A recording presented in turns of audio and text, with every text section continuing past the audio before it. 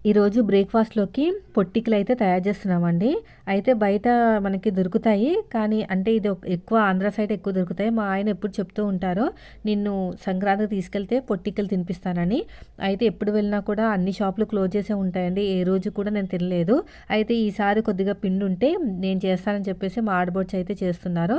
చూడండి ఇలాగా పొట్టికలు చేయడానికి ముందుగా అయితే మనకి పనస ఆకులైతే కావాలి. 3 తీసేసుకొని అంటే ట్రయాంగిల్ వచ్చేటట్టు పెట్టుకొని ఇలాగ ముందుగా తయారు చేసుకొని పెట్టుకోవాలి. అయితే మనకి దానిపైన ఆకులుంటాయి కదా! కొంచెం కట్ చేసుకొని నీట్‌గా పెట్టుకొని దీంట్లోకి కొంచెం గట్టిగా ఉన్న ఇడ్లీ పిండినైతే వేసుకోవాలి. పలచగా ఉండకూడదు. తర్వాత ఆవిరి పట్టేసుకున్నామంటే మనకి పొట్టిక్కలనేవి తయారైపోతాయి. దీంట్లోంచి ఈ ఆకులోంచి రసం వల్లే మనకి ఆ టేస్ట్ అనేది వస్తదంటండి. చాలా బావుంటుంది.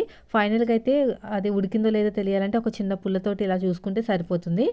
ఫైనల్‌గా అయితే పొట్టిక్కలైతే రెడీ అయిపోయినాయి. టేస్ట్ మాత్రం సూపర్‌గుంది. దీనికి సంబంధించిన ఫుల్